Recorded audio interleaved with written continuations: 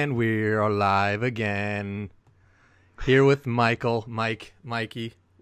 What's up? I don't think anyone's ever called you Mikey, have they? My dad calls me Mikey. Oh, Or okay. me. So actually Yeah, someone does call you Mikey. Well, thank you for coming on to Corin's World. I'm actually very excited to talk to you. I also have to know my place a little bit because you have a very extensive military background, so I know some of my questions. I just want to be respectful and whatever. So you're my first. Well, my father was in the Air Force, but I just saw something recently that was almost like a Venn diagram, and it was like Marines, Army, Navy, and it was like, Yeah, I saw the same thing. yeah, you guys work together, and then you shit on the Air Force. Is there? Well, first off, if you want to give a little introduction to yourself, the floor is yours. Oh, nice. I wouldn't say I have an extensive military background. I have kind of the standard one of an 8-year contract and then getting out. Mm-hmm. I was in the infantry, but I was also in the infantry reserves. So a couple times going to Africa, not for a long time, and one deployment. Okay. So as far as a military background, I wouldn't say it's prestigious or anything like that. It's a lot more than a lot of us can say. So.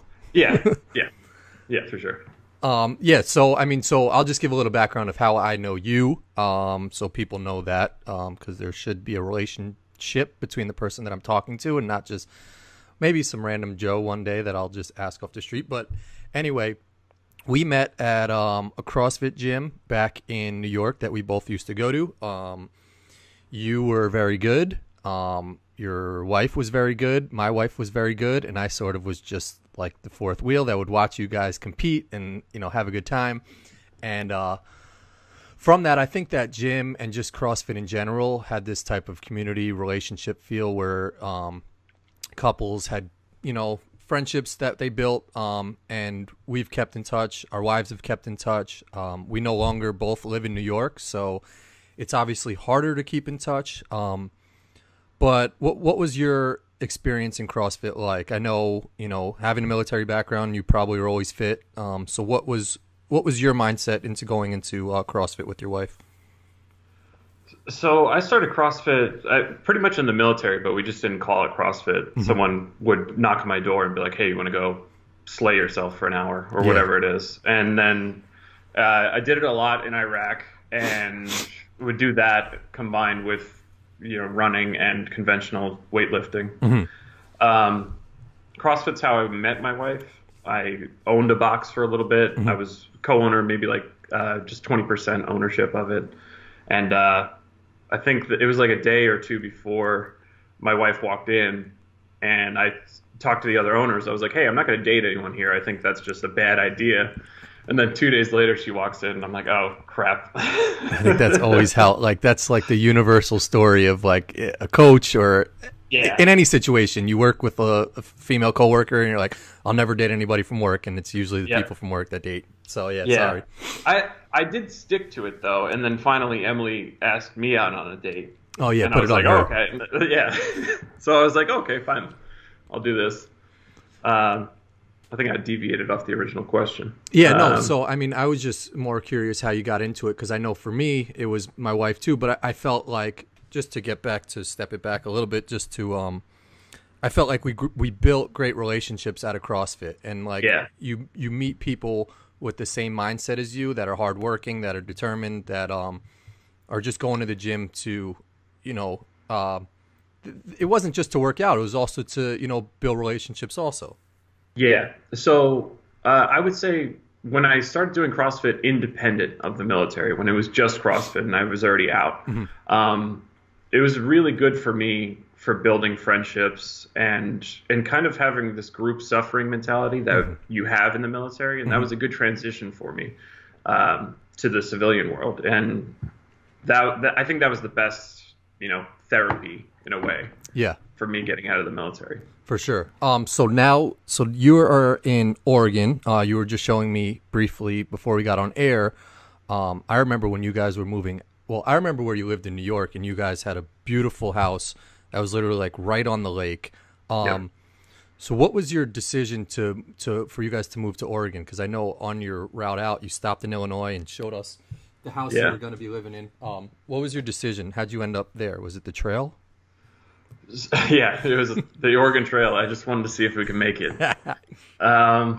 It honestly, it was Emily's fourth winter in New York, and she was pretty much she's had enough of it. You know, with how cold and how snowy it was getting. Yeah. I think a couple winters prior, I was like, no, it's fine. You'll get used to it. It's not a big deal. And then finally, I just had it. I was like, I can't do this anymore. It's 10 degrees outside. And, you know, it takes forever to do anything around here, and you can't really do anything in the winter. Yeah. So she applied for a job out here. She said, I'm probably not going to get it. It's a moonshot. And she got it. She called me and said, do you want to come and see Oregon and see if you like it? I was like, nah, I trust you. So we actually listed our house before she got the job, just because we wanted to get out of New York.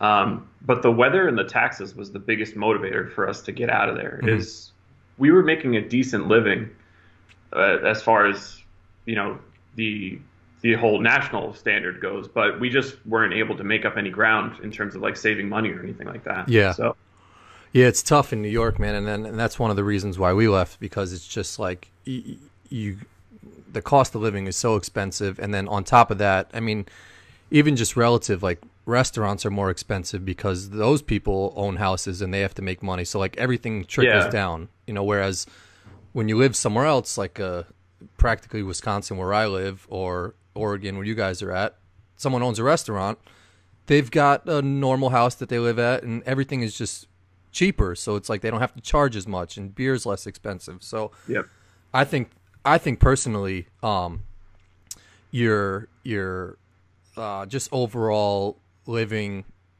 is more enjoyable because your money goes further, you know. Would you agree with that? Yeah. Oh yeah, absolutely. Like we've been able to put away a lot more since getting out. We've been out here for 2 years. We were able to put together a trip to go to Australia relatively easy because we were saving so much money. Yeah. The first day that we got out here, we were staying at an Airbnb, but we still needed to get kind of like pots and pans and plates and everything like that. And Emily came out of the store, just a normal grocery store, not like a wholesale, anything like that. And she started to cry. And I'm sitting there with the dogs, and I'm like, whoa, what's wrong? And she comes out with a full card, and she's like, I just got this whole thing for like $110. Where in New York, a basket full of stuff, hands down, is going to be $300 at least. Yeah. So right off the bat, we knew like, okay, it's going to be a lot easier financially here. Yeah. So. I mean, I don't know what it is, and it's something weird because like I tell Molly all the time that like I eventually want to be back in New York, and like I could see myself back there. I really want to get back there, but I don't know for what reasons outside of just family, you know, because I feel like the people out here are nicer. Like I said, stuff's cheaper. There's more to do for you. There's probably better hiking and like outdoorsy shit. What do you think that tie to like New York that some people can't get away with is? So we were getting sushi out here, and just a random person we spoke to kind of gave me some insight on it. And it was that the people who were considered the fringe of Europe came to the United States for religious freedom and stuff like that. And then he explained that it seems like the fringe of the fringe moved to the West Coast. And I don't know. I don't know what it is. If people out here it's not like they're born into money or something. There's no status or anything. No, right? there's no thought of like, oh, I do this, so I'm better than you. Like, and if there is, those people are just considered an a-hole. Yeah. And not just like, oh no, he's a typical dude. Like, but I will say, I miss the ball busting of New York. I miss like, hey, I just got to know you. I'm going to make fun of you right now. And it's going to be fine. You don't have that here, and I do miss that. Yeah. So. Do you get some of that? Do people feel any type of what? Like, I feel like sometimes I get a little bit of like gangster respect because I'm from New York, and I sort of like it. And yeah, when people find out that I'm from Queens, one, they're like, "Where's your accent?" Yeah. And I'm like, I work hard to not have that accent because I think you sound silly outside of New York. But yeah, there is some sort of respect. There's respect around like that my dad was a firefighter around 9/11, and that we experienced that. So I don't know if that factored in before 9/11 or. I think there's always just been like if you're incoming, and this is what I sort of want to get to, is almost just like you're intruding. And I feel like certain areas have this a little more than other areas. Like I feel like Oregon has become that type of place. Denver is sort of becoming this type of place where like if you come from somewhere else and those people like who are originally from that area, there's this barrier that they have up that are just like, don't intrude on our shit because like, you know, you're going to fuck it up. You're going to throw garbage around and you're going to ruin this beautiful thing that we have. And it almost goes into the question of like why we celebrate Columbus so much now that tomorrow's Columbus Day and he's so celebrated. Yeah. And it's like, there's certain people that can go to an area that, my sister lives in Denver, if I moved there and, you know, sort of became the man of Denver because I know people there, there's almost this animosity and like people get mad at you because you know, invaded our space. And I feel like I said, certain places have that. Did you feel that in Oregon? No, not at all. Nice. And actually more of the people that I've met out here and that I've grown to know a lot more, are not originally from here. Exactly. Most of them aren't.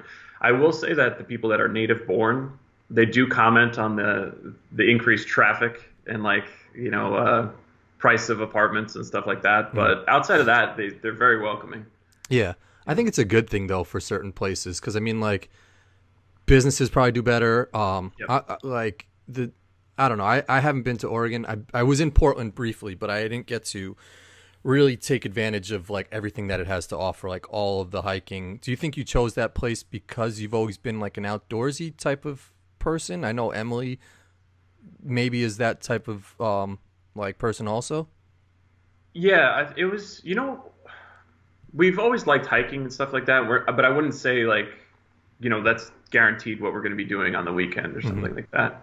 I would say just visually appealing, just driving around even, it just looks Beautiful. better. Yeah, it looks beautiful. The biggest thing that we noticed is in the winter where New York, it gets very barren and like it looks like desolate.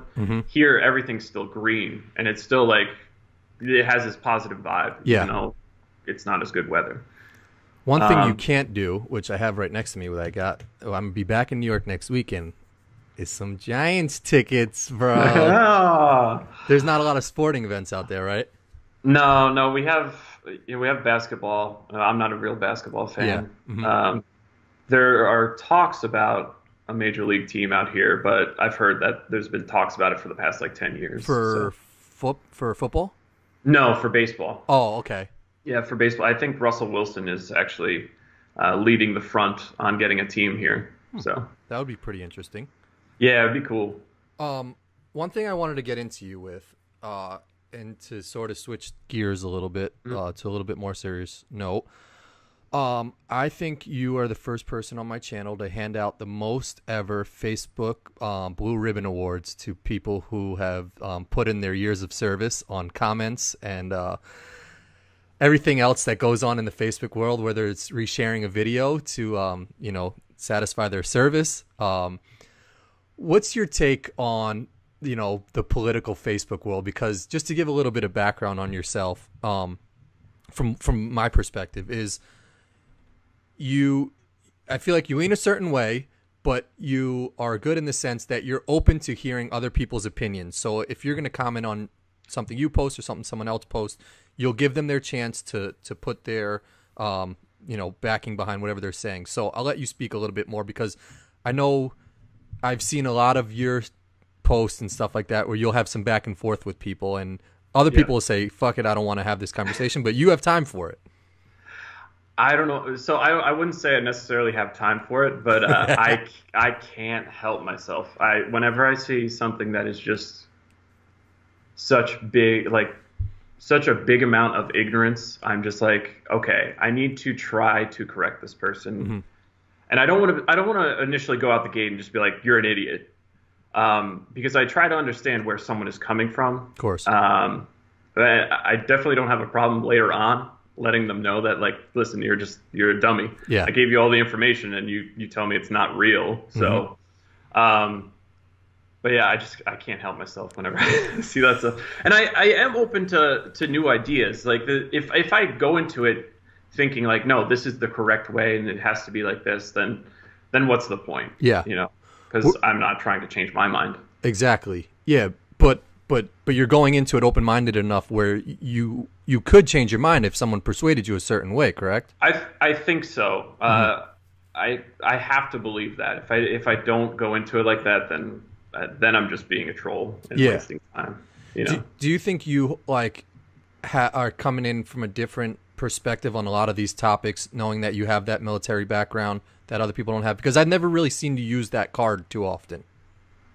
No, because I think if people want to ask me something from a military perspective, I'd be happy to give it to them. But I don't want to use that card in a way that suggests that I'm more patriotic than you are because I chose to do this, or that I'm smarter than you because I have this experience. Like, that's just not the case. I only offer it up when it's relevant, and the times that it's relevant is when like people get mad at NFL players not standing for the national anthem and stuff like that, and they say, "Oh, you're offending the troops," and I immediately tag in. I'm like, "I'm not offended, man." Yeah, hold on. Like, if you're gonna argue that we went to these wars to protect freedom and democracy, then like First Amendment, right to protest and everything like that, then yeah, good on them. They're actually doing more than the average Joe. Exactly. So, So do you think anything gets like resolved through Facebook and stuff like that? Because I know you've like I chime in on some just like with snarky comments, and you've been hilarious on some of them where you've put some links to article, like you'll post 3 articles within the thread of like 20, and like one of them, I'll let you tell the story if you remember what I'm talking about. Yeah, so I won't say specifically who it was, but so what I did is someone wanted citations for my information that I was getting, and I said, yeah, sure, absolutely, I'll get them right now. And I think I spent like 30 minutes actually getting good citations. Wow. and commenting on like each one, saying like, hey, this one's a little biased, but it will give you some good info. But what I did was I embedded an average penis size article within all of those links to see if he actually looked through them. And the answer was no, he didn't. He didn't look through any of them. So that was my way of checking to see if he was actually interested in changing his opinion. And that's why, like, and not to like devalue anything you do on Facebook or anything anybody does on Facebook. And it's like me personally, like I feel like all these discussions and debates and back and forths like isn't accomplishing shit, because like the person who is so strongly, getting into the weeds of like your articles, statistics and this and that, isn't ready and open-minded to hear, another side of the story. So to me, it's just like, they're going to think their way, I'm going to think my way. But I mean, maybe I'm wrong, because it's just like, if that was everybody's mindset, then nobody would ever hear anybody's other side of the story, So like, we need these like Twitter debates and like back and forths and articles, but like sometimes for me personally it just becomes like too much, where I'm just like, I don't even know what the fuck to consume anymore, because it's just there's so much stuff. Like, how do you personally, like, where are you getting your news from? So most of my news comes from YouTube and watching Kyle Kalinske, the Majority Report. Other names escape me right now, but pretty much those, I would say, left-wing progressive YouTube channels. But I will say that I also try to tune into stuff that I would view as middle of the road and stuff that I would view as right-wing, just to get a baseline for where they're at. And I think if I watch those shows and agree with every single thing that they say, then I'm not really being an open thinker. 100%. I mean, there are definitely shows that, every single topic I agree with, but if I'm watching consistently and someone says something that I disagree with, I have to say, hey, I don't think that's right. I've had that with Kyle before, I think. And actually, coincidentally, the things I disagree with is when he's talking about war crimes and stuff like that. So I just think it's important to get like for like presidential war crimes, like what in No. So recently, I think it was like a Gallagher case. It okay. was the last name. It was a Navy SEAL who stabbed a guy or something like that. Mm-hmm. And not for that case in particular, but I think Kyle will go off saying like, "Oh, he's a war criminal. He's a war criminal." You know, like there's no ifs, ands, or buts. Where I don't necessarily disagree with him, but I think there should be some context offered in that the psyche, that like what your brain goes through when you're in a war zone for that long, when you're there for a week, when Definitely. you're there for a month, when you're there, you know, over the past 10 decades, I mean, not 10 decades, 10 years, and how that affects you and your ability to make a rational decision. So that's where I disagree with some of the stuff he says. But yeah, no, I could see that point, and a lot of it goes to even like these police officers with these videos. It's just like you can't put yourself in the shoes of the police officer when he's, you know, it's 12 o'clock at night and he's at a convenience store and someone's come running out.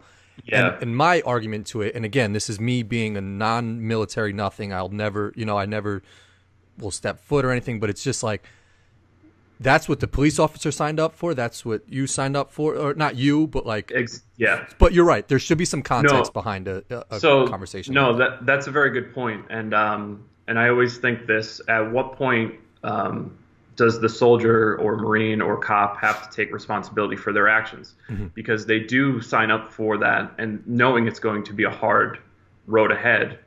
But at the same time, they have to get better at screening these people prior to assigning them that job. I actually recently did a ride along with a cop buddy of mine, and we did the midnight shift. And I said to him, I was like, "Dude, they don't pay you enough. This job is stressful. Like, and nothing particularly bad happened. It's just this constant, and it felt very similar to being in a war zone, where it's this constant on edge kind of thing, where Sure. you're very suspicious of everyone. So like." I mean, these guys have a hard job. Yeah. For sure. But we have systemic problems with the construction of that job, of law enforcement in general. Like, yeah. What was your... I feel like it would almost be more people in who sign up for like a military service could easily... It's maybe easier to get in that with like a psychiatric problem than like with the police force or something like that, just because it's a smaller unit, where they're just signing more people up to serve. Like, what was your process into getting like recruited? Was it something that you seeked out, or was it something that seeked you out? Yeah, so I called them. I called the Marine Corps, and I said, I want to join. I want to be in the infantry. I want to be a machine gunner. I remember my brother was in Fallujah. This is 2006, and I spoke to him on the phone. He was like, "Don't join the military. Don't join the military." And I was like, "Well, I'm going to do it anyway." He's like, "Okay, then I guess make sure you get the job that you want." But as far as getting in for testing, all I remember is that there's a initial like physical test that just to see if you can start boot camp. And then there's a written test where I don't remember any psych evaluation, actually. There might have been one, but I really don't remember. In hindsight, like if there was a psych evaluation, I'm not sure if I would have passed. You know, I've always been a person that's prone to depression and stuff like that. Like if they had a legit psych test, I'm not sure if I would have been able to pass it. I don't know. And is it almost like, and I don't know what this was like, you know, I spoke to my father a little bit about his, when he was going into the Air Force, and it was almost just, it was mandatory because there was just the draft. So he had to go into the Air Force. So for you, did they make it sort of like it was like a family type of thing? Did you feel like welcomed into the military, or was it almost just like, hey, sign up, next person sign up, next person sign up? Because what I see from our military is just like there's just so many people that join the military. Like I've got a friend who I think he's in the reserves, but like he'll be in upstate New York, then he's in California, and I don't think he's gone overseas. But there's just so many Marines that like, or in any service. Did you feel like it was like like a family type deal when you signed up? With the Marine Corps is very like cult like in terms of like, oh, you're a fellow Marine, you're instantly kind of a family to me. I don't necessarily get that automatic vibe, and I don't know if it's an infantry thing, because infantry Marines, we do feel that we're better. Like, if you're going to join the Marine Corps, you might as well join the infantry. Yeah. And if you don't do that, you're like, what are you doing? But yeah, I would say as far as the Marine Corps goes, there's definitely a huge family aspect of it. And it kicks into high gear when you deploy together, because you're just with each other 24/7. And you served under, it was Bush at the time? So yeah, when I started, it was Bush, and then I served under Barack Obama as well. Okay. I think when we deployed was the election. Obama's election. Yeah.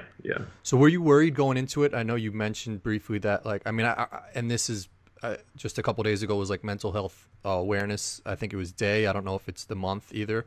Yeah.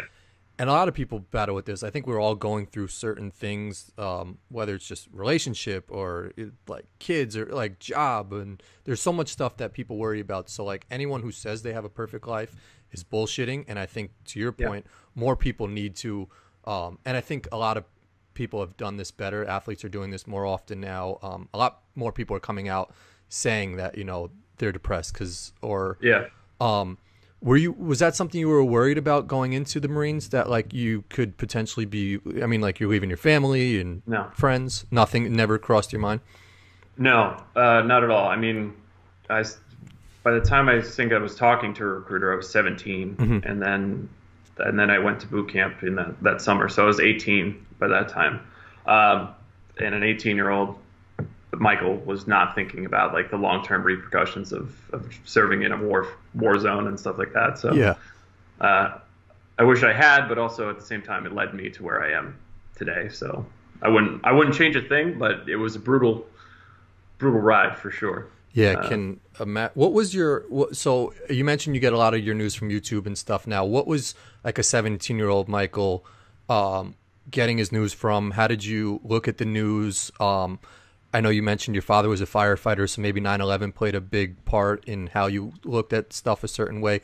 What was your political intake back when you were a younger kid? Oh man, like nothing really. My dad is a typical, Fox News on 24/7. Maybe he'll change a channel if a catheter commercial comes on or something like that. But as far as being politically savvy, probably nothing close to what I am now. I just didn't think of it. I didn't really care. I didn't care who was in, who was out. All I wanted to do was, be in the military and get deployed and go to war. So. And did anything ever cross your mind? And again, I was young. I still don't even know the ins and outs of the whole like Bush invading a country that wasn't even what we were fighting for. Like, were there ever early talks from Marines overseas or while you were here stateside saying like, hey, do we know what we're fighting for? Like, we hear rumblings of this ship being, not even the right country. Like, what did you guys talk about? Yeah, so that's a really good question. There are a couple guys who are like aware of like, hey, we shouldn't be in Iraq or anything like that. But as far as being effective at your job, you can't think about that, because no matter what, you're going to Iraq unless you run away. You're going. So the idea of thinking about, hey, should we really be here? It's just not a thought you can store in your brain to be effective at your job. Certainly after, I had a lot of thoughts afterward of saying like, if I stay in, is that perpetuating the cycle of us staying in Iraq? And I know I'm only one person in this giant machine, but am I kind of doing a service by leaving the military by saying like, hey, I'm not going to put up for with the endless wars of our guys are just dying. We're spending so much money. Besides the guys dying, they're coming home either maimed or depressed, severe anxiety, can't find a job, even despite like low unemployment numbers, and just, I just didn't want to contribute to the cycle anymore. Yeah, so it's almost just like which probably you're told as a Marine is just do like what you're told more or less type of deal, and like let the higher ups figure out. Do you would you say to a young kid nowadays, like, would you give them would you give them advice to go into the Marines? Like, what is your take on serving now? Knowing everything, like you said, you know, should we be in war? Should we not be in war? All that. I will offer up my advice, but I will also know that it might fall on deaf ears because it's an 18-year-old kid who just wants to go and play war. I get that aspect of it. And that's something you actually notice in the military a lot is they tend to like Republican presidents for some reason, even though both Republican and Democrat presidents keep us in war. But it's this mentality of like, oh, the Republican president's definitely going to let us loose on another country because that's all we're training to do. Yeah. And that's all we want to do. All we want to do is fight. And I think a big Republican talking point is always just, you know, military backing, more money for the military. Whereas liberals tend to say like, hey, we got to cut back on military spending, and let's bring all of our troops home. Like, do you think we should still should all of our troops be home, or do you think we should still have people, you know, on all these different countries? I think we should either adopt if we're going to say we are the world police, then we should treat every country equally in terms of helping them, not just countries that tend to have natural resources that would be in our economic benefit. Yeah, exactly. So if we're making the argument that America is morally just and everything like that, then we should be everywhere. But if we're not, I think we should bring everyone home. And if a country wants a base there, they want a presence, say, I don't know, Ukraine, because they are, you know, Russia is pushing in on their land. If they want us to have a base there, if they want to pay for it, I'm all for it. That's fine with me. But I think we should pull out of any country that doesn't want us there. Yeah. So do you think we have should we be the world's, you know, bodyguard? Should we play this role of like having to protect everybody? If there wasn't corrupt intent through everyone's actions, then yes. But I mean, different countries have different cultures and they have different, you know, views on what is right. And just because we think something is right doesn't necessarily mean that it is. But no, I don't think. I mean, in terms of morality, I don't think the United States is leading the charge in what's right and what's wrong. No. I think the people fighting for those values do have the best intent in mind, but ultimately there's, you know, maniacal people pulling the strings on everything. Yeah. So how are you received as a Marine in these other countries? You'd mentioned that like people look at you a certain type of way or something like that, and you're on edge. Is it, and I can't compare you to a firefighter, but like it's that same similarity of just like at any call you can get a call, or it's just that unknown of something can happen at any time. Is there any like comfort you can find over there, or you sort of have to find it in different ways or something like that? Like, can you really feel like you're making a difference, like in a positive way, without the idea of just like, hey, this is war and, you know, we're shooting guns and all this stuff? Like, is there that, can you smile at a kid and there's that interaction there or something like that? Yeah. I definitely have tried to have positive interactions with the populace of like Iraq and stuff like that. But at the same time, you always have in the back of your head, is this person trying to kill me? Yeah. So we've given candy to kids and stuff, but at the same time, I've had to get kids out of the way using a firearm and stuff. So that really doesn't feel too good. Mm-hmm. I think their view on us is, oh, these are the next people that are going to make our lives tough. Let's just deal with them until the next person rolls around and exploits us. So it's a crazy dynamic, man, that I can't even imagine what that's like. I've only seen it on movies and stuff like that, you know, and it's just like that definitely doesn't do anything justice to people overseas.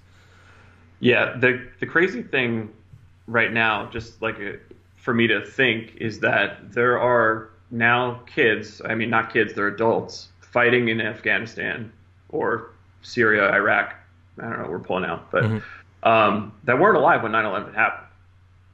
So, like, I'm not saying it makes it less important, but at the same time, I think we all identified that we destroyed everyone that was responsible, except for the Saudis. Um, that was responsible for it, and now we're playing this game that like, oh, we need to rebuild this country, and Yeah, I and mean, I feel like, sorry. no, I was like this idea that we're somehow preventing terrorism from happening here by taking the fight over there. Like that's kind of the mentality I had when I was in the military. Like, oh, I'm doing this so they don't have a chance to get over here again. That's not the reality of it. I mean, it's some farmer who, just had his kid blown up by accident, who's now pissed off, and he had no intentions of going to the United States and blowing anything up, but now he's going to fight in his own country because, I mean, that's what any of us would do, I think. I can't blame him. Yeah.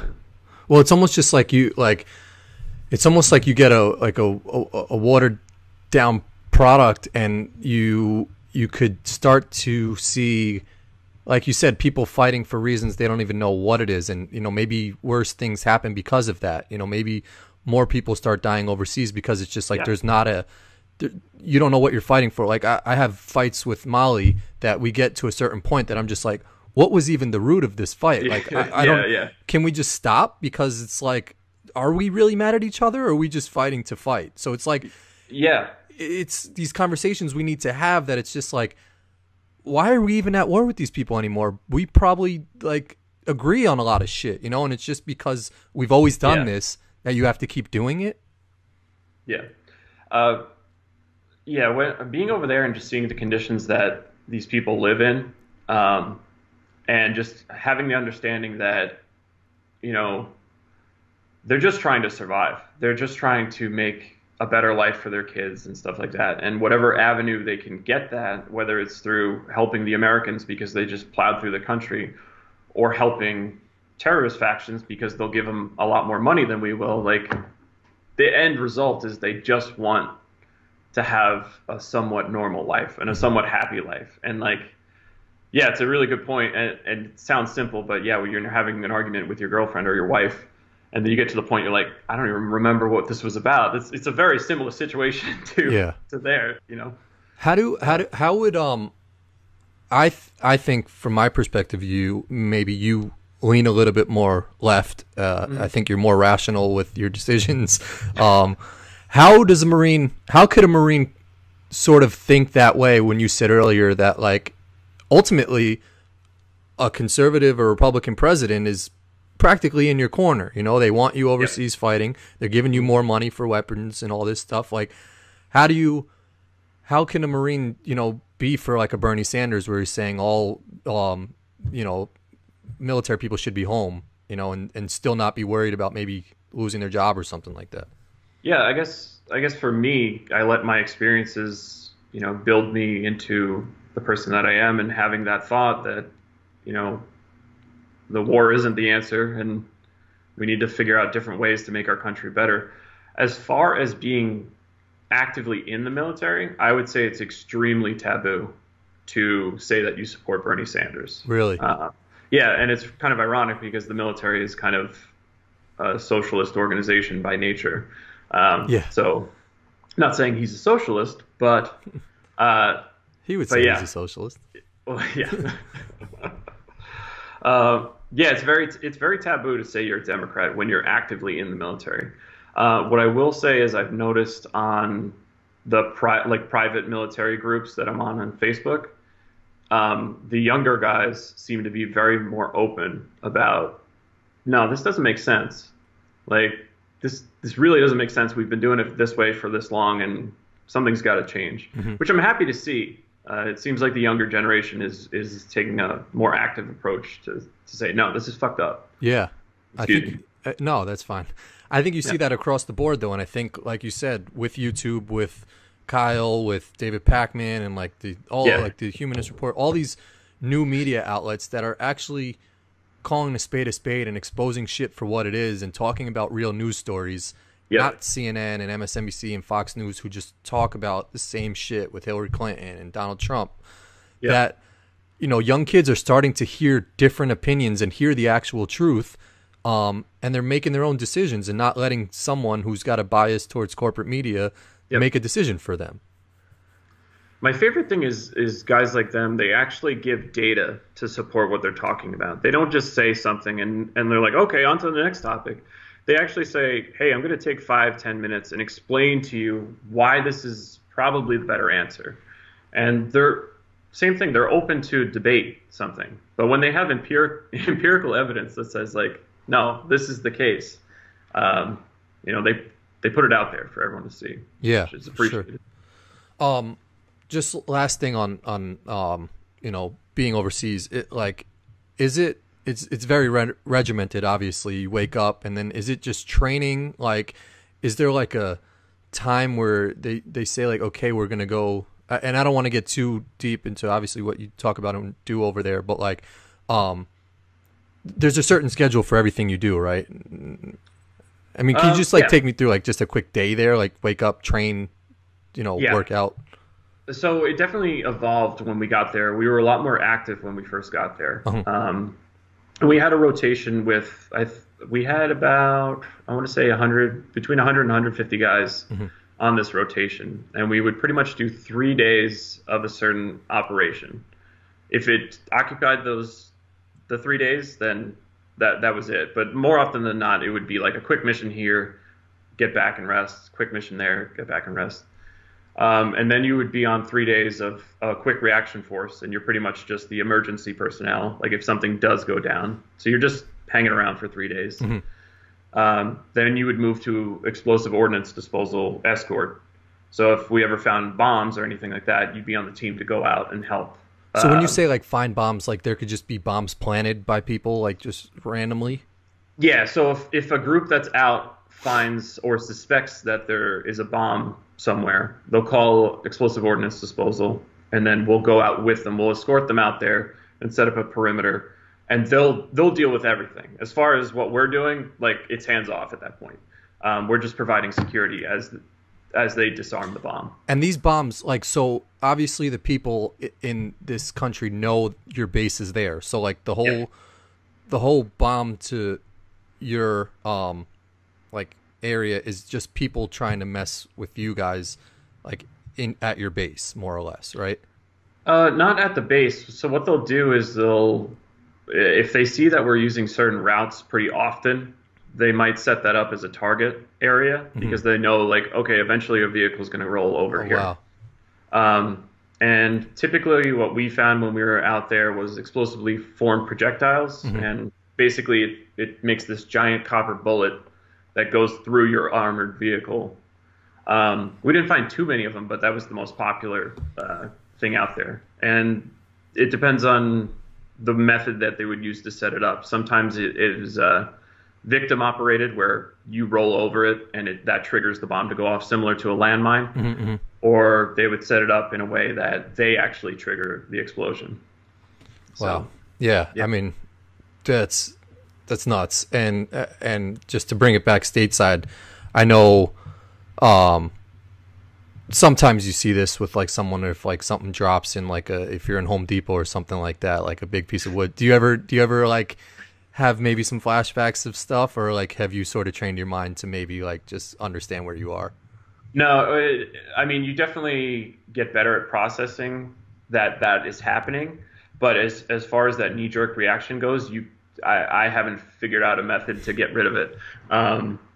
It is funny when you do it in front of veterans, because some people, maybe it won't hit at a sound that they immediately jump. Yeah. So it's just funny to make fun of each other. But I've definitely got better with the kind of woo-saw aspect of it. Like, it's all right. It was just something that dropped. It's fine. You're not getting shot at. You're not getting, no one's trying to blow you up right now. I wanted to ask your opinion, and this was a very popular Twitter conversation, Facebook, I think it was a little bit. What are your thoughts on the whole Ellen and George Bush situation? Like, can a president who, I mean, was known for, invading the wrong country and war crimes with whether it's torture and all these type of things. And obviously, you may see things differently than I see things. Can a celebrity like Ellen DeGeneres have like a fun type of relationship with this type of president? And I guess my first question is, maybe what are your thoughts on Bush first, and can there be that type of like do we have to separate that more or less? Like, should I not be friends with you because maybe you've done stuff overseas that I don't want to know about, or something like that? Yeah, no, I mean, that's a very valid question. And can she do it? Absolutely. Mm-hmm. But can she excuse it? I don't know. That's really tough because I don't know how much Bush thinks he did wrong. So, and I don't know how much he thinks like, oh, someone was talking into my ear and that's why I made these decisions. I've heard he's a very nice guy. Mm-hmm. But you can't ignore that he got us into a war that we shouldn't be in. Like, ultimately, it came down to him saying, yeah, we're going. Mm-hmm. We're doing this. And, I mean, I guess you got to look at the big picture of, like, did he have good intel? Is the way that it played out that we view it now, was it the same as when it was currently happening? I don't know. I don't think she should. It's not a good optic for her. No, I don't think so. And there are plenty of fish in the sea. There are plenty of good Texans that you can go find out and be friends with. But yeah, I mean, that's a. I was reading through some of the comments and stuff like that, and it's just like the elites are going to have their club that they play in, and like they're always going to be in that world, and like just us working people are going to have to always comment on it, and they've made their money, they're doing their stuff, they're super successful, so they live in their own world, and like we can't touch what goes on in that world, and it's like we can talk about it all we want, but ultimately they're still going to do what they want to do, and they're going to have their people. Like I've said, she panders to her audience, and I love Ellen, I love her show, but she's going to talk to her audience who support her, and Bush doesn't do many like appearances and stuff like that. And I started to think that he isn't on a lot of late night talk shows and doing all these interviews because maybe we've come to an agreement that like, hey, we don't fuck with that guy. Whereas like Ellen is out with him and it's like, hey, we don't like him. Yeah, but I mean, at the same time, like everyone went along with it. Yeah. Like for the most part, like I don't know. I know Sanders was against the Iraq War. I actually but like, saw a recent Michael Moore at like the Oscars. I don't know if you saw this, but like he was accepting or his Academy, whatever, one of these fucking things, and he at the end of his speech was like, "And we shouldn't be in war." And George Bush is, and like everyone started booing him in the audience. So to your point, everyone was majority in agreement to go over, and fight, whereas there was only a few people that didn't. Yeah, I mean, it's like, I don't think I was against, it was 2003, so I was like 14 or something like that. Yeah, it was like 14 or 15. So, I mean, it was 2003. Everyone still had bloodlust at that point. So they were just looking for the next person to tackle for 9/11. So, I mean, I guess they're continuing on with torture and stuff like that, but I don't know. And I'm not too. Honestly, I haven't put too much thought into it, but yeah, it's. I would advise against being friends with George Bush just for the definitely how it looks. Just to go back on this, and sorry for jumping all over the place. Did 9/11 play any role in your decision to join the Marines, but your family was also a very military family, right?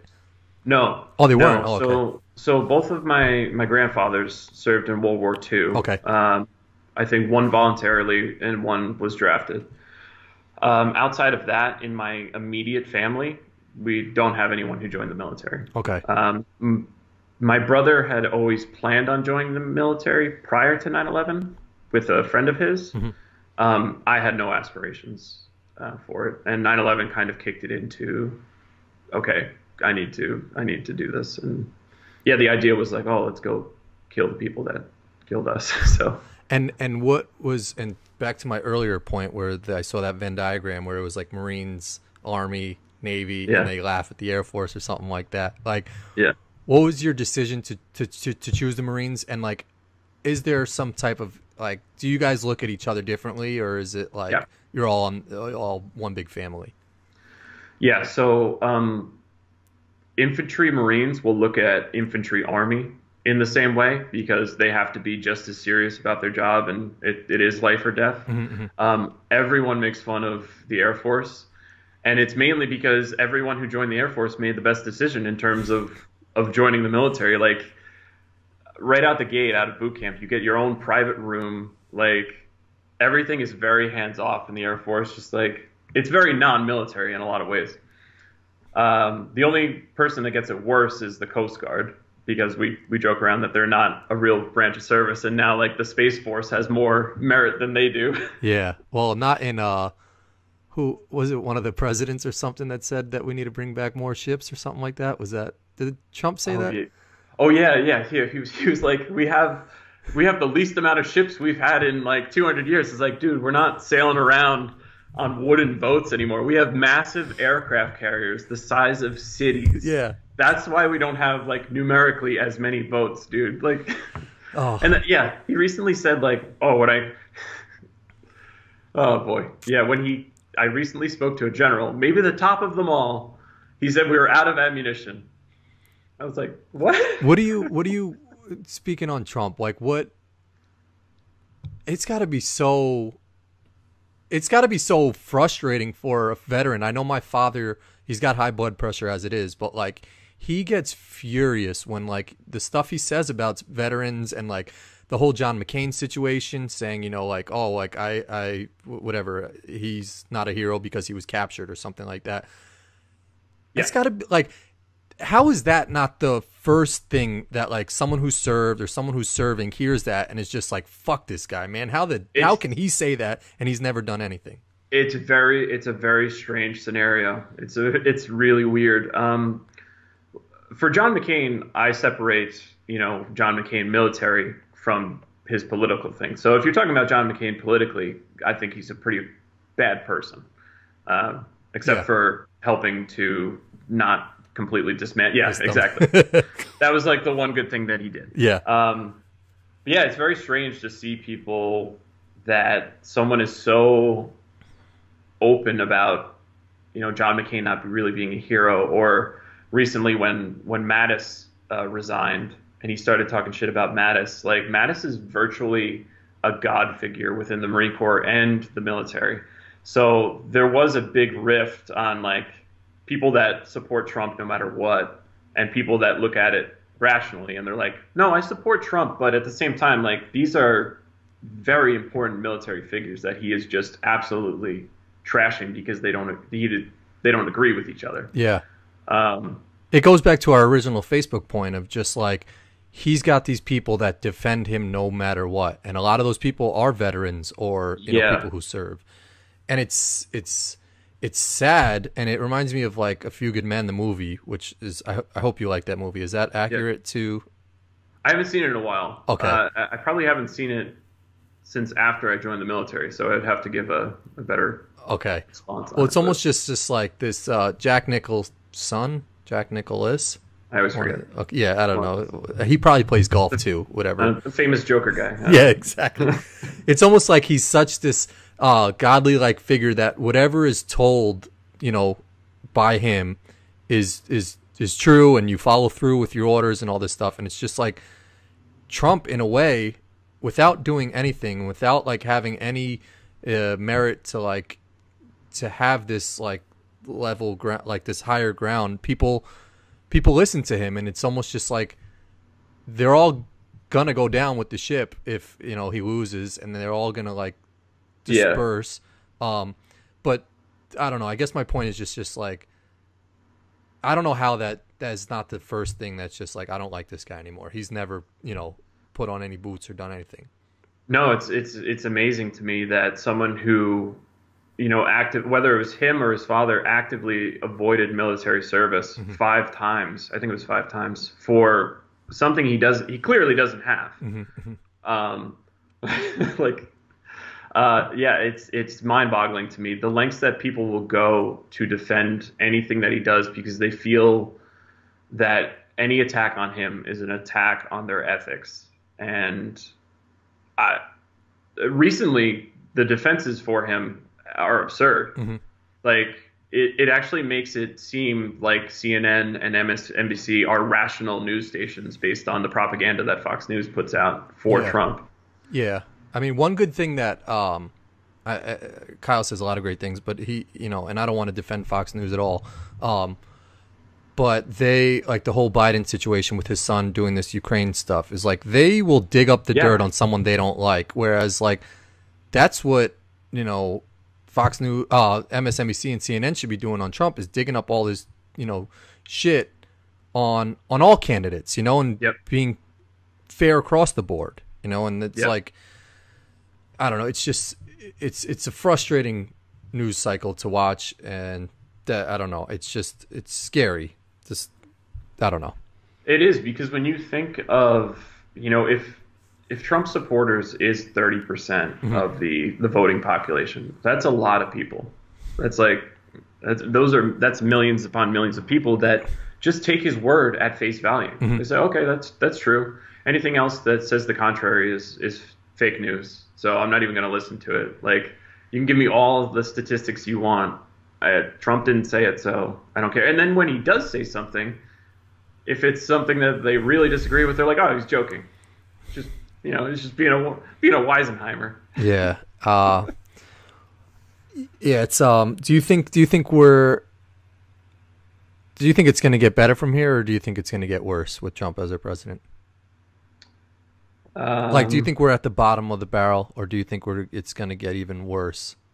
I mean, I think the bottom of the barrel would be an active like civil war, Yeah. but we're I don't want to say we're close to that, but I don't know. I can't picture anything getting much worse in terms of the disconnect between factual information and just like rhetoric Yeah. of your party. I don't think it can get much worse than that. I guess maybe more people can believe it, but What would you say to just the like the military spending point? I know, like we said, conservatives want to give more money to the military. Do you think there's enough money that goes to the military? Like, did you feel you had everything you need when you were overseas to be prepared if something were to pop off? so the Marine Corps is a little different in that we pride ourselves on getting the bare minimum and getting like the hand-me-downs of the Army and stuff like that. Hmm. But with that being said, we're going toe to toe with armies that are just not comparable, or insurgencies that are in terms of tech, just it's on a different level completely. Hmm. So in terms of having enough money to do anything that we wanted, or feeling that we had the appropriate equipment to get the job done, yeah, hands down we did. Hmm. My feelings on the military budget are, if we want to say, I know it's close to like 800 or 900 billion. If we want to say that we're spending that money on defense of the country, like actually putting missile silos or, I don't know, anti-aircraft stuff around the country to actually defend its populace, I'm kind of for that.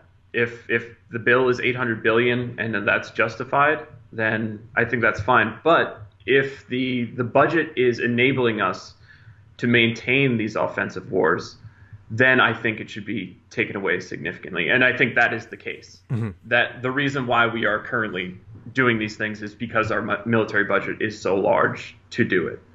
Um, like it's hard because I like to see it reduced, but not at the detriment of the average, soldier.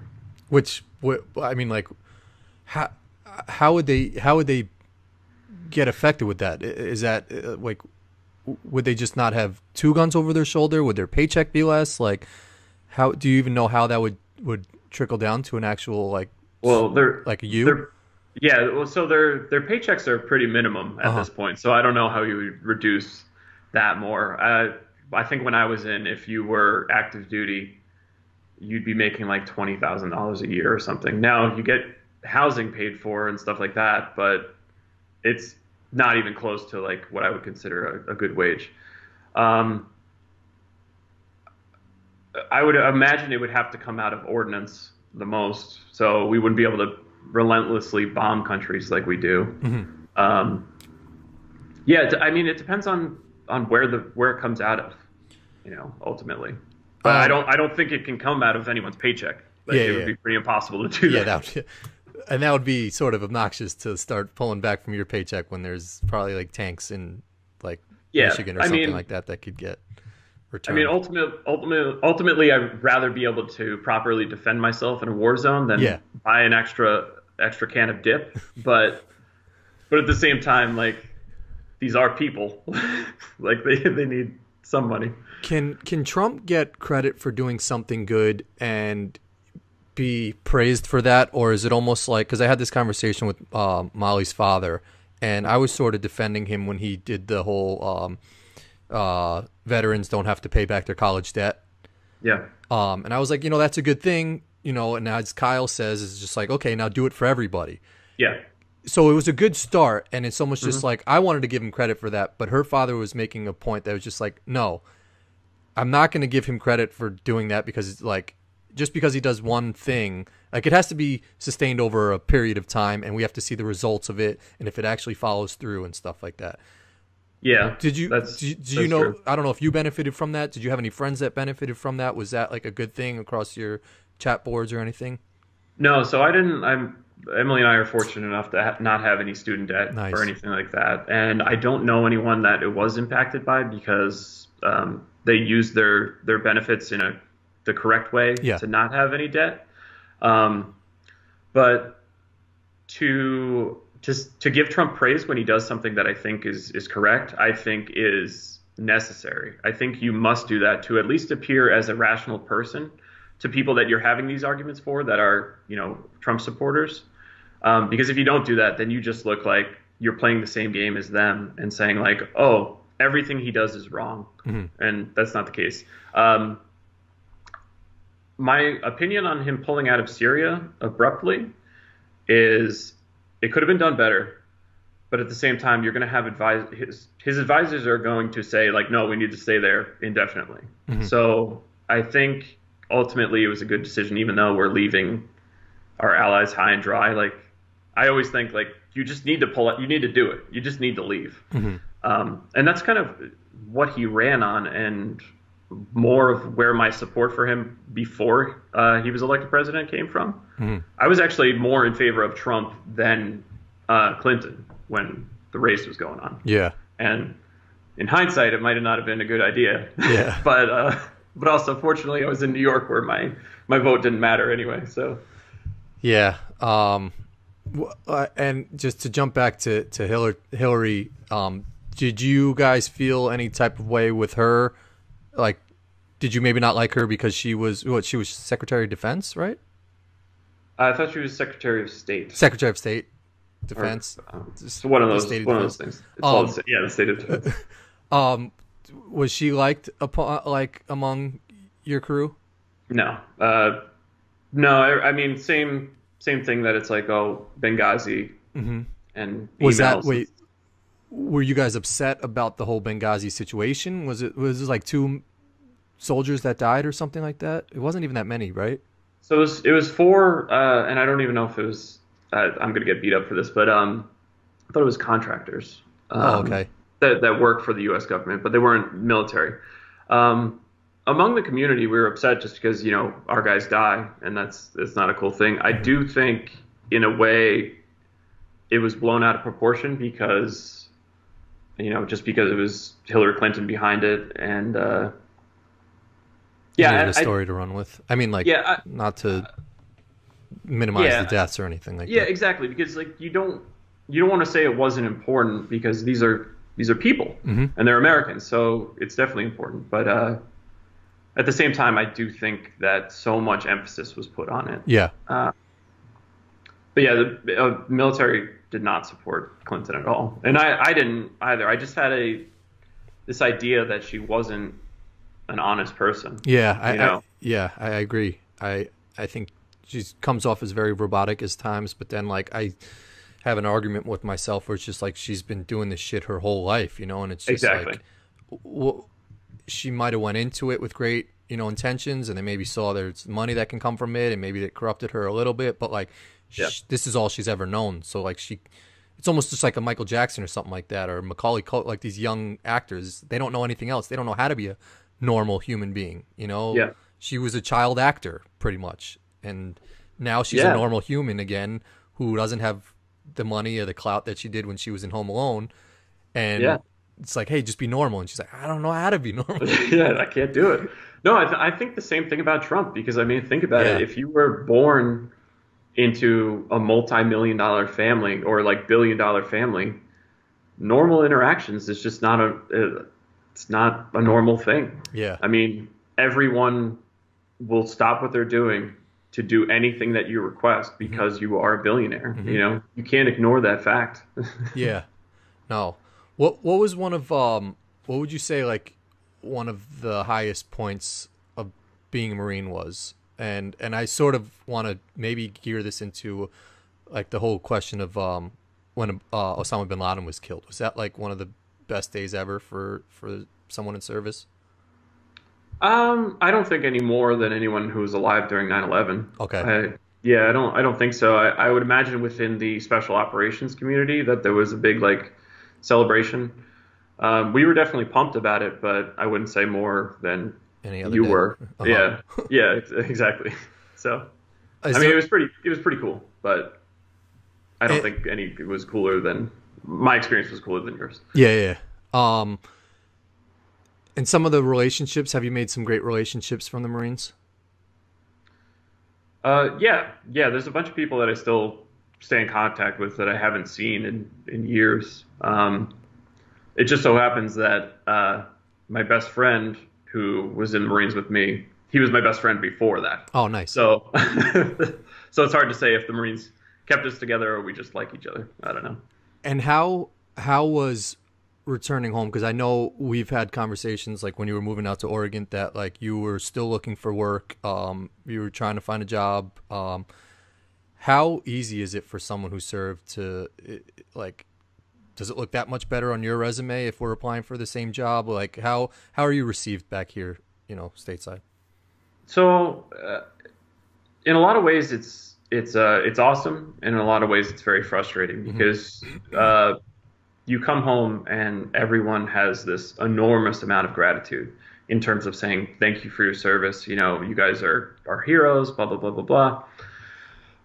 But at the same time, you think because everyone is so supportive of you that finding a job should be easier for you. You should bump to the front of the line. And I guess it's not that I thought like, oh, I'm less qualified than anyone, but I should go to the front. But this frustration of not getting a call back when you try to interview or when you apply for a job and not knowing what the problem is. Is it because I was in the infantry for 8 years that maybe you don't want someone around the office who could have that kind of mentality? A lot of the places I applied for, they have you check if you're a veteran or if you're a disabled veteran, and I always would. But it wouldn't let me know like how it would sway their decision making. We definitely have it better than Vietnam veterans, hands down. In terms of like political, opinions of people. Like, do you think people still feel a certain way towards Vietnam veterans? No. I think I would say anyone alive today knows that they were in a crappy position. Yeah, exactly. And, it's hard to make the argument when you get drafted, because I guess the best thing to do would have been to run to Canada and then wait for them to say, "Hey, you're good, come back." But like, we also criticized Trump for not joining the military around that time. So my question is are there like things in place that you can do to help you get a job or something like that? Because you make a great point. It's easy for someone to say to you when you come back that you're not asking them for a favor to say, "Hey, thanks for your service, man. Like, really appreciate everything you're doing." But then you're like, "Hey, man, can I get a job?" And it's like, I don't know. Maybe you were thinking some crazy things for 2 years or something. Like, so Are there any companies out there that you've seen do a good job of like hiring veterans, like that I don't know, that you guys look at, or like, hey, Coca-Cola does a great job of hiring veterans or something like that? Not that I haven't experienced it, but I know that there are. Mm-hmm. I just, I couldn't name them off the top of my head, but I know there are companies that makes an effort to hire less qualified veterans. What makes you less qualified, or is there something that, or you're just saying if someone is less qualified? If someone is less qualified, yeah, in that event, that they will make an effort to try to get you on, or at least like say, hey, you didn't qualify for this job, but we have this. Yeah, I feel like there should be, like at least, hey, you didn't get this job, but we're going to recommend you for something else, like to just help you out more so than not hearing back, or like there should be a requirement where you get a reason as to why you didn't get the job, whereas maybe I don't get an email back or a phone call back. Yeah, you should get a response. Yes, exactly. Like that was the most frustrating thing for both in New York and Oregon, was sending out 50, 100 applications for jobs and getting nothing in return. The most I would get for most of them was like, hey, we received it, and it was the automated like bullshit thing. Just BS. I will say the military needs to get a lot better of accepting when their members want to leave. And my experience was that I kind of told them like, hey, I'm considering leaving. Probably going to do it this date. And they were just like, all right, well, you're not involved in anything anymore then. So you're just going to be, which I understand from an operational standpoint is like getting used to everyone who's going to stay there. But nothing was set up to say, okay, we're gonna get you to this VA hospital to start processing you for medical treatment for whatever you need, or we're gonna set you up with this career planner to do X, Y, and Z. Now they do have like resources available, but they don't push it at all.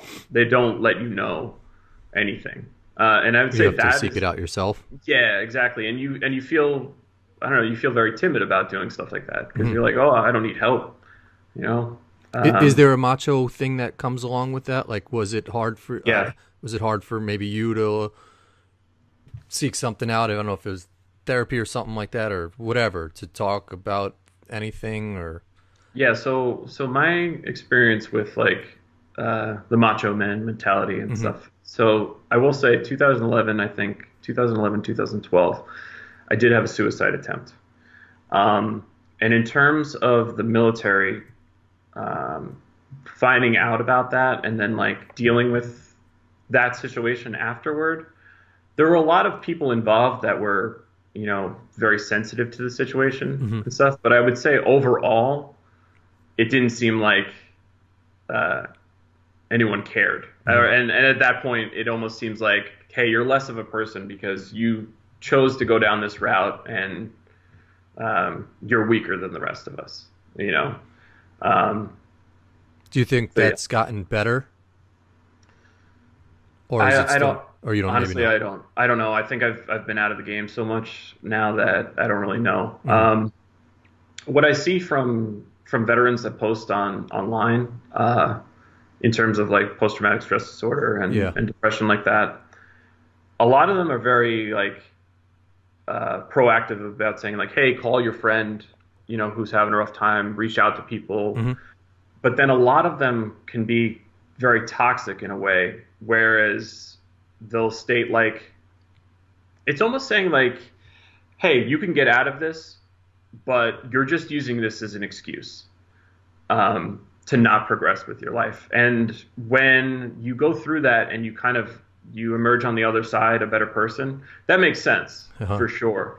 But I know if I were reading that in a full like depressed state, like in that moment, I would read that and think like, oh, I'm a piece of shit because I can't figure it out. So that would be more of a reason to try to end things. Yeah.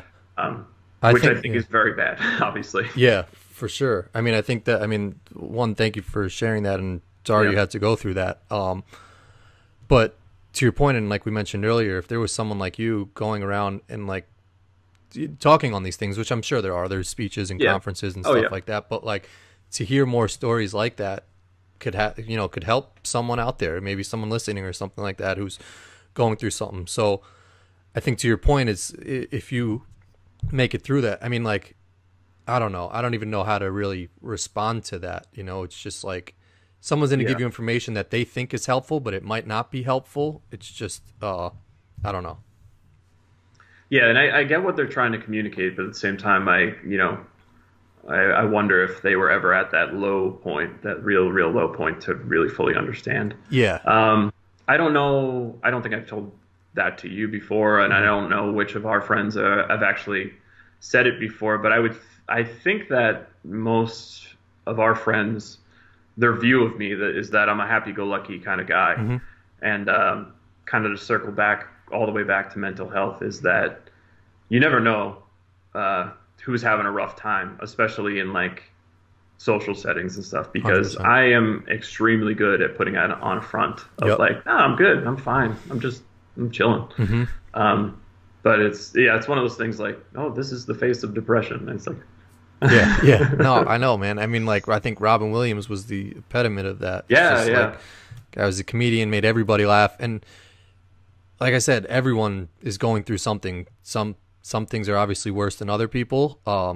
Yeah.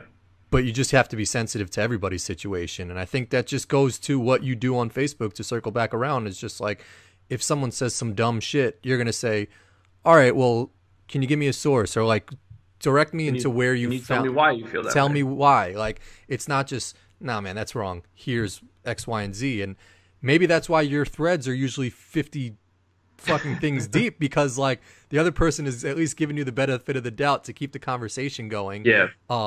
Instead of just shutting you down with like a, nah, you're dumb, or like some stupid meme of like Bernie Sanders, with a bird on his face or something. Like, so I think there is something to be said to just understanding where people are coming from. And like, I've always known with you, and this is just my experience with you, is like, I know, and I have this with all people who've served. It's just like, you've done stuff, you've been through a lot more than I could ever have done. So I feel like I always have that with me when I'm having a conversation with you. I'm always a little, and I should be this with everybody, I'm always maybe a little bit more cautious of what I say, or like, if a new video game comes out and I'm like, oh, did you see Call of Duty? You could just shoot everybody. Like, I would phrase that differently with you than maybe if I was talking to some gamer or something. You know what I'm saying though? Like, yeah. I mean, even with people that you feel at face value are like just wretched individuals, like blatantly racist, or male chauvinist or anything like that, I think it's important to just kind of take a step back. I'm not saying give them a free pass for whatever the hell they say. Mm-hmm. No way. Mm-hmm. But just to take a step back and be like, oh shit, they were probably raised this way. And they were told like, hey, people are going to lie about this stuff. And that's all part of the scheme. Yeah.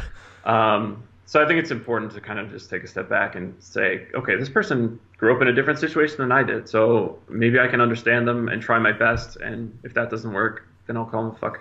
Yeah. Like, and just to, I have one question I want to ask you, and then I'll wrap it up. But I was just curious your thoughts on, and I go back to my dad because he's sort of the only like person who's served that I talk to very closely. But like, we'll be at a diner, and he'll see someone with like this flag doesn't whatever shirts or something like that, and he's like, I bet you I can go up to that guy and say, oh, what branch of service did you serve in? And the guy will say, oh, I never did. I just wear the shirt. Does it almost get you mad as someone who served to see these people who defend the flag so much that usually didn't serve? Like, do they have credibility to, say stuff if they've never fought for the flag or the stuff they say? No, so it definitely does not offend me in like saying like, oh, I served and you didn't, so I'm more patriotic than you did. Mm-hmm. But knowing the probable mentality that they assume, I know that would be a dig that would really hurt them. Mm-hmm. So I'll save that in my back pocket and be like, well, how old were you during 9/11? Yeah. And they'll be like, oh, I was 27. I was like, oh, so you were old enough to join the military. Yeah, but, that's a good but one. you didn't. Yeah, yeah, like, yeah. Why didn't you do it? You love America. Yeah. But no, I definitely don't think that someone's opinion is less valid than mine because they chose not to serve. it's a choice. And I do kind of roll my eyes when people say like, thank you for your service. It's like, I got paid to do it and I volunteered to do it and I had a lot of fun doing it. So I don't know if I was really serving so much. Well, yeah, I mean, ultimately you were protecting us, you know, like, so, I mean, I wouldn't, like, it's something that I would never do. And that's just me being a fucking coward. It's like, so as fun as it could be, I could have fun shooting a basketball in my driveway or something like that. Yeah, well, like I said, I definitely joined with the idea like, oh, I'm protecting America, I'm protecting Americans. But the reality is like, we're not really. So when people are like, oh, you're protecting my freedom, it's like, nah, dude. No, cops are protecting your freedom as much as you love them or whatever it is. No, I guess. I mean, still. Yeah, it's still very admirable. It just popped into my head and off topic, but I love the divide that's going on right now between like Second Amendment supporters. Yeah, and I wanted to ask you about that too. And police supporters, because the police are going to be the people that have to come and take your firearm. So it's like now they don't know who to support, like Blue Lives Matter or Second Amendment. Yeah. So. What? Just quickly, and not quickly, but like if you could sort of briefly just say your thoughts on the Second Amendment, because you're someone who I'm sure is very familiar with guns. Yep. Maybe you own a gun or maybe not, but like, what do you say to that amendment? I think it is very dated and needed to be a lot more specific. I think it's interesting when people leave out parts of the Second Amendment when you talk about a well-regulated militia. But even that phrase is very ambiguous on what they mean. Does this mean it should be state-run armies that, you know, each state has their own standing militia and they have an armory where they can go and draw weapons and fight the federal government? Or is it saying that every single person is a militiaman and they have the right to own a firearm?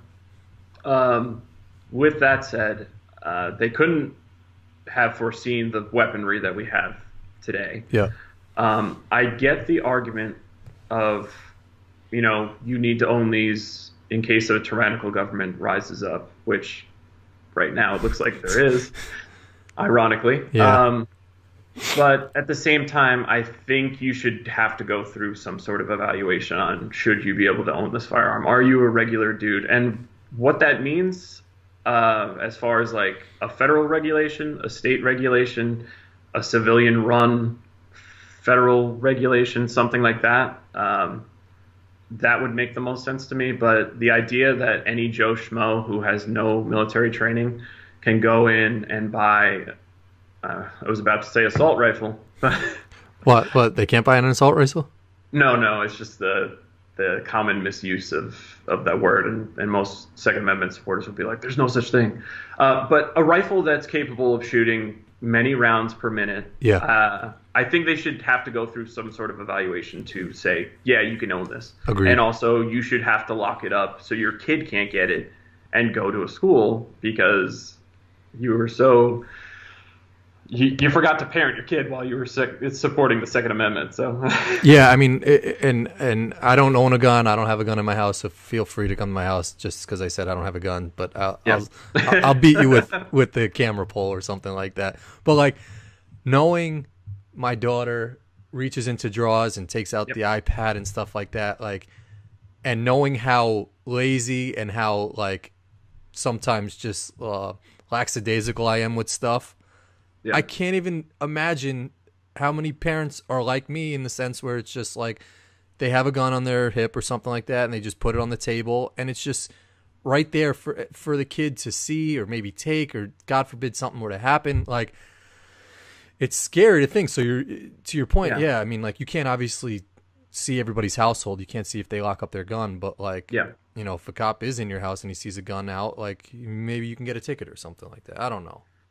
Yeah, and it would be more worrisome because then you have like, cops coming into your house and making sure your stuff is secure, which kind of defeats the purpose of owning it. Yep. That's why I think some sort of like maybe civilian option would be good. But I feel like people that just leave their firearms around or in an area that is accessible to kids, they must have forgot what it's like to be a kid.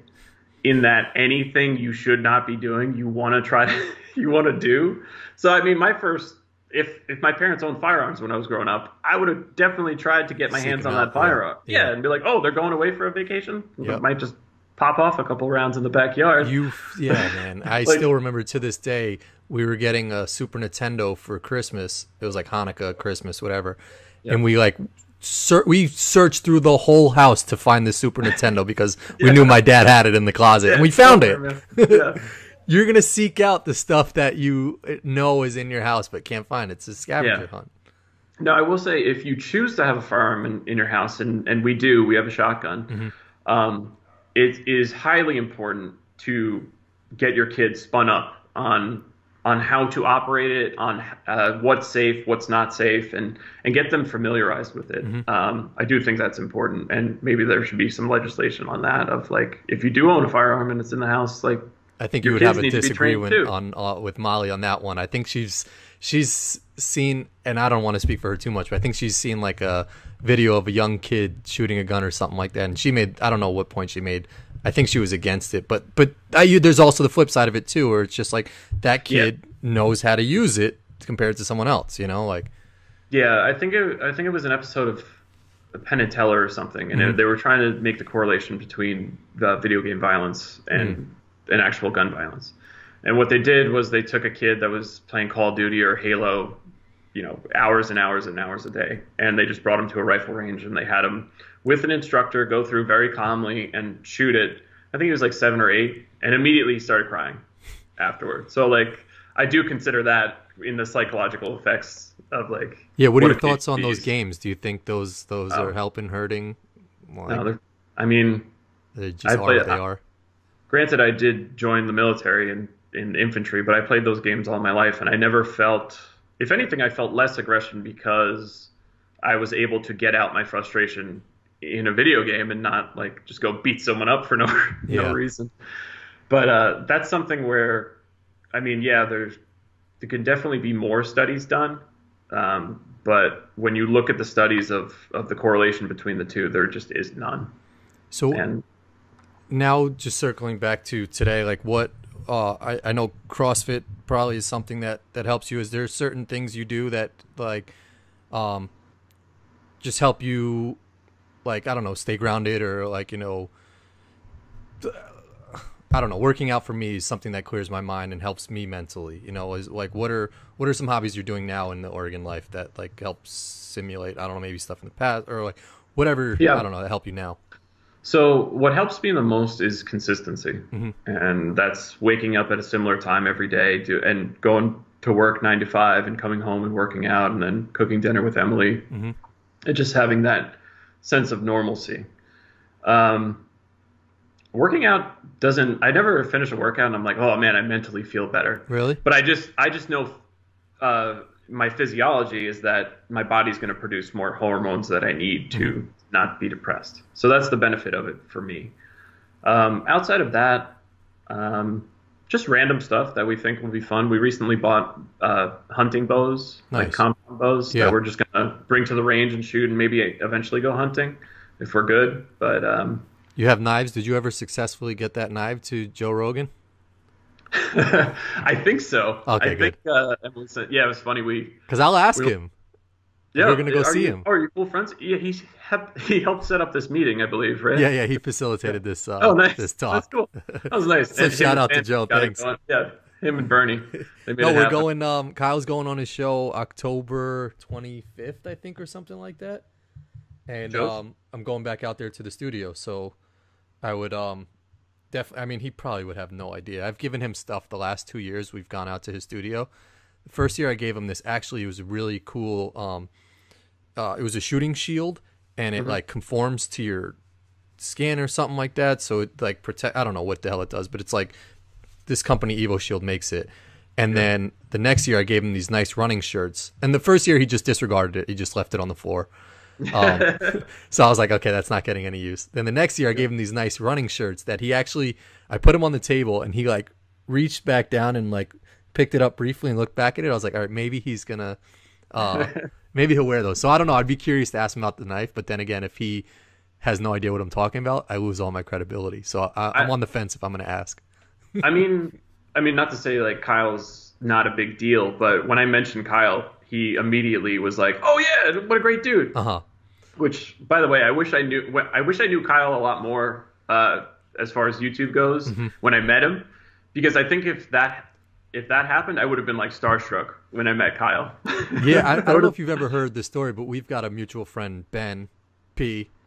Yeah, and he was at my bachelor party, as you were too. Yep. And that's where I met Kyle. Oh, okay. Do you remember? Yeah. Do you remember the whole situation that happened with Ben and Kyle? No. I got breakfast with the two of them, and they were, talking about politics all the live long day, and I was just like, I don't give a shit. Yeah. No, so it was crazy for me to see too. So Kyle like checked his Twitter or something like that and saw that one of his like followers on Twitter tweeted something like, "Oh, I just saw a guy wearing a Wolfpack shirt," which is Wolfpack is like yeah. And then, like, long story short, we're at dinner and it comes full circle that Ben was tweeting about Kyle and Kyle saw Ben's tweet, and right at that moment Ben like fangirled out so hard, and I was like, I remember you did, and I was like, who is this guy that Ben is like freaking out? And I was me too. I was like, dude, Ben, like, relax. It's my boy Kyle. Like, chill. He was like, no, you don't understand. Like, I'm like, so no, yeah. Ben's absolutely right though. We didn't understand. I didn't. It's nuts. It's nuts even for me just seeing it. How many people, but he does an awesome job, and like I think he does a good job of telling the story. And you watch his stuff. I watch his stuff. Dude, my favorite thing that Kyle does recently is the how you gonna pay for it? Yeah. How you gonna pay for it? Yeah. How you gonna pay for it? How you gonna pay for it? I mean, no. Next time if we're in New York together, he'd love to get a beer or something like that. I mean, like, and you could talk to him probably a lot better than what I'm talking to you about, because he knows the nuts and bolts to shit, Dude, he's much more articulate than anyone I know for the most part. Yeah. He's got a lot of confidence too, which helps, like. Yeah. It definitely helps, and that's like you were saying, where media outlets like CNN and MSNBC, they won't drill into you, but those guys, they drill right into someone. And they're just like, no, this, you said this before, and now you're saying this. Like, they call them out on their shit, and they're smart. Yep. I'm excited. He's debating. I don't know if you know, he's a right wing talking guy, Charlie Kirk. Yeah. So they're debating at Politicon coming up in a couple weeks, and to your point, Kyle does a great job of saying like, nope, you've said this, and like that's not accurate. Here's what's accurate, and it's just like, here's your bullshit. Here's the facts, and and that's what people like about it. It would be lovely to see him debate Candace Owens, but I don't think that's going to happen. No. So it's actually the guy. There was a clip of someone asking Candace Owens why she backed out of the debate last year. I don't even know him. Yeah, and then Charlie Kirk is like, it'd be like her punching down, and like. Yeah. Meanwhile, Kyle is like one of the most popular, left-wing hosts. It's a joke. I mean, it just goes back to authenticity and being real, and like, being honest with people and telling people the accurate things. So like, I could just see on the surface, and like I saw it last year with this guy Charlie Kirk and the Candace Owens. They don't even believe their own bullshit, and it's just like, you're gonna try and be like, oh, let me be real with you and tell you something. It's just like, I'm not gonna believe you, because everything else you're fucking about is all bullshit. Whereas like, Kyle will put everything out there, like, and it's like, you will put everything out there, and like I will put everything out there. Like, if you ask me something, I'll tell you something. Like, we'll admit when we're wrong. Yeah, like, that is a huge thing. Like, they can't. You actively prove them wrong. They see the evidence in front of them. They're like, nah. Yeah. It's like, okay, I guess we're not going to have a rational discussion then. Yeah, and that. Yeah. Sorry. What it seems like with these people is that they often start out with their core beliefs, good intentions, which is usually left, and if it's right, then that's fine. We just have a disagreement, but it's usually left. They realize that they can't make as much money, and all of a sudden they close up shop for a month, and they reemerge as this like super right wing, like, oh, I used to be on the left, and now I saw the light. Like, what, dude? What are you talking about? You mean to tell me you some one event changed every single thing you think about life? Like, Yeah. please share. What was it like? They say, yeah, I mean, it's selling out, and Yeah. it's sad because it's just like they have to live that life of being a sellout and not being authentic, and like Yeah. go home to their wife or whoever the hell they go home to, and they're just living a fucking lie, and it's Well, sad. it's sad for the individual, but it's more sad for the people that they impact, is because they have a core group that they watch and they just believe all of these things that they're saying that have no, factual backing, like, at all. So like they're doing a lot more damage than they think, just for a quick buck. Mm-hmm. Yeah, 100%. I mean, I think the pinnacle of that is our president, who I make this argument that I don't think he believes. I mean, like, he doesn't believe all the shit that he says. I really don't genuinely believe that. But your point, the amount of people that he's impacting that Do believe believe, those. yeah, that do believe that he believes all that stuff is a lot of people. And I think we're going to be in for a rude awakening this next election, because I think there's a lot more people out there that are not saying it, that support Trump. Oh, That's even maybe higher than that 30% or whatever poll it's out right now. Because I mean, that's what happened the last election, is Yeah. that I think there was a big group of people that were embarrassed to say that they will be voting for Donald Trump in the election. Now, I think, depending on how the Democrats shake out, we have a lot more stronger candidates to oppose him. do we? I mean, it depends. Yeah. I think the way it's going now with Warren leading, Yeah. I think she's okay. Mm-hmm. I think she'll change her opinion on stuff depending on, where the polls are going. Mm-hmm. But I can't see her debating Trump. I think he'll figure out a way to wipe the floor with her. Yeah. And I don't know if I have just like lenses on, but like I really feel like Bernie would just be so gangster up there and just like not take any of his bullshit. He would just put facts out. He wouldn't get distracted at all. And that's why I think if we want a Democrat to be in, and he's not a true Democrat. Yeah. If we want him to be, it has to be him. Mm-hmm. I feel like he's the only the way to beat him, because he will put just relentless facts out there, and he'll say, "Hey, this is my plan for this. I'm not saying, oh, we need to fix income inequality. I'm putting a plan out that you can actually follow, and it'll lead to, this. Yeah. This is the solution, or this is part of the solution, at least." Everyone else gets out there and they're just like, I'm going to fix this. Yeah. How? I don't know. Yeah. Or Biden with his gay bathhouses and all that stuff. Did you see that clip? No. Oh No. man, you got to do yourself a favor. They were asking about like how blacks and like gays are seen or something like that, and he just like reverted to like San Francisco and gay bathhouses, and then just ended it with like, "Come on, man." It's the funniest clip. I'm surprised you haven't seen it. Are you on Twitter? The last clip, I am, but I will say I only follow Trump to see what ridiculous thing he's saying, and he never disappoints. I mean, I still have my conspiracies on that. I say this to today. I don't think he's the one tweeting on his account. I don't think he's hacking away at his phone. But he approves all the fucking shit that goes on his Twitter. It definitely seems like there are two different people Mm-hmm. who run it. Whether it's someone and Trump or two different people, there's definitely two different tones that are assumed. Yeah. And I know we joke around about the fifth dimensional chess that Trump is playing, and he knows all of these things. But one thing he does know how to do well is appeal to his base. Mm-hmm. And I mean, recently, I think it was Minnesota, he basically straight up said, like, along the lines of, like, we don't want any more Somalian refugees coming here. And the crowd was like, woo, screw those people. Yeah.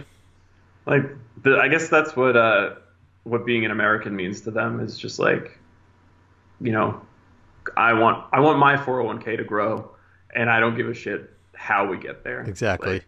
And it's pretty disturbing to me. Yeah. If you think of the origins of the United States as a superpower, and it's like, we defeated the Nazis, and we were like, yeah, we're the best, and everyone come here, everyone send them over, it's fine. And then all of a sudden we got to a limit where we noticed more minorities were pouring in. We were like, whoa, maybe this immigration thing isn't so good. Yeah, it's sad. It's sad times and it's weird times and strange. And I mean, it makes it better when I hear, you supporting, I think you support like a Colin Kaepernick's decision, right, to take a knee. And Yep. it's Because he's not wrong. Yeah, and it's He's just not wrong. Like if you look at the key reason he's doing it, yeah, but African Americans are treated way worse in terms of arrests and convictions and everything like that. So and like police brutality and everything like that. Yeah, and it's just like everyone has the right to do what they want if it's legal, and it's legal for him to take a knee, and it's not spitting in the face of the flag. Like, like the whole defense of the flag thing, and like CNN glorifying these videos of like this guy. I don't know if you saw this, but he climbed up like a flagpole because the flag was sort of like the bottom half of the flag wasn't connected to it, so like. He climbed up to the top of it to clamp it on, and they put this music behind it, and was just like, this guy saw the flag every day driving by it. It wasn't, and it's just like, all that stuff is great, but like maybe he went to the supermarket later and fucking cursed out the cashier or something like that. Like, yeah. It's just like it's a flag. It's nice. It's great. You should have respect for it. But there's people too that like need to be respected, that are not just an object. Yeah, it's like, oh, America's the best country in the world, and then like you start saying like, I just want to make sure Americans are fine. I just want to make sure Americans are fine, and that's why we can't let in any more immigrants. And then you just walk past the homeless guy in the street, and you're like, fuck that guy. He didn't get a job, dude. Exactly. Like, why are you being so lazy? Like, what are you talking about? Like, it's weird. It's weird times. Well, just to wrap it up, so how have things worked out okay? Did you find a job? Are you guys good? Yeah. Okay, cool. Yeah, so I found a job, and the department that I'm in, every single person is a veteran. Nice. So I think that had something to do with me getting it, because I would say that I was underqualified for the position. Mm-hmm. I'm qualified now just because I picked it up real quick. Yeah, as in any job, is if you get the job and you learn the job, which is so yeah. Cool. I mean, I learned really quick during my deployment that 90% of what I thought I knew was going to be thrown out the door. Mm-hmm. So, yeah, I feel like, I mean, just me personally, and again, this is easy for me to say because I'm not in a position of hiring anybody, but like, I would look at that right off the bat and say, this guy has been through so much shit. He's had to figure stuff out and problem solving and all this stuff. Like, similarly, like when Molly applies for a job, like she's got her black belt on there, and it's just like, there's that mindset of like, regimen and routine and discipline. There's so much stuff that right off the bat I'll be like, this guy's a candidate, whether that doesn't seem like a lot of places take into consideration from when I spoke to you, and you're like, it's been tough. Yeah, unfortunately a lot of resumes, especially for entry level, they just go through an algorithm of keyword searches and stuff like that, and that is something that will eliminate you before a person even sees it. Yeah, I would just fill my resume with every word as like rich, smart, brilliant. Yeah, no, there are strategies to do that. Oh, really? And if for anyone out there who's struggling to get a job, I highly recommend using one of these websites that will do your resume for you, because they are very aware of these keywords and stuff like that. That's interesting.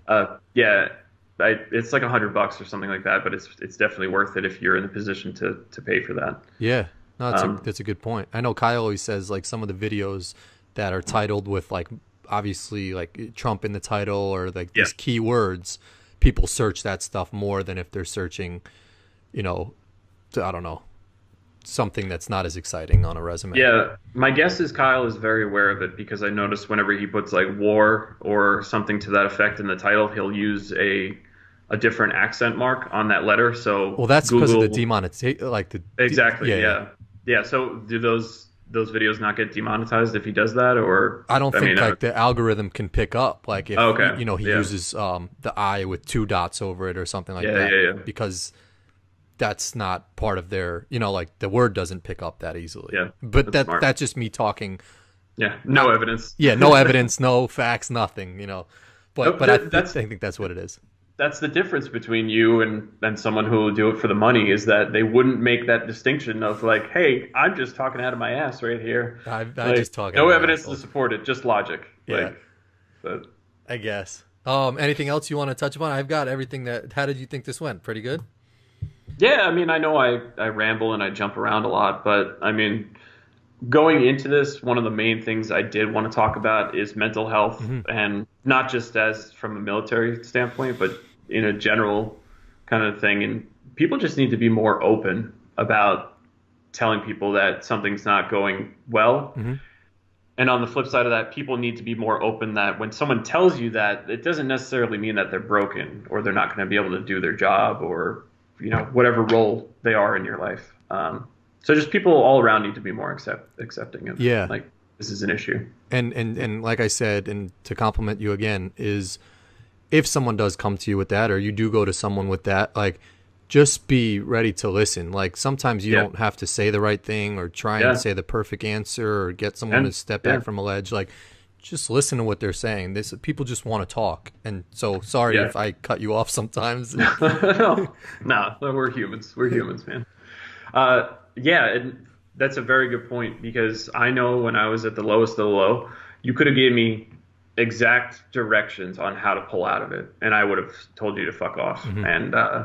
And there's just no way to get out of it until, I don't know, time or something happens. But yeah, sometimes just people want to talk about what's going wrong, and it makes them feel better. So it's important to listen and not think like, oh, I need to give them an answer that they need to hear. For sure. So. So I appreciate you sharing that, one. And two, I mean, I don't know if people utilize this, but in the comment section, if anybody has any questions to Mike or has, wants to know anything about any of like military background or any, if you are in the military and some resources that he said might not be accessible for you to, find out all the information, feel free to write a comment, question, and you could check it, or I'll pass the message along to you or something like that. But I appreciate you doing this, because like I said, when we first met you guys at the gym, something I just took away from you and Emily was that you guys were just genuinely nice people. You were authentic. There was no, sometimes you see there's people with, other agendas, or like, there's maybe they'll talk shit behind your back or something like that. And like, I don't get caught up in any of that shit. I don't try to, but you guys are a couple that is very genuine, authentic. And we've always stayed in contact, and, we're far away. But that's something I appreciate about you and Emily. You guys make a great couple. Thanks, and you guys are just really nice people. So I'm happy that we met. You guys are right too. Thanks.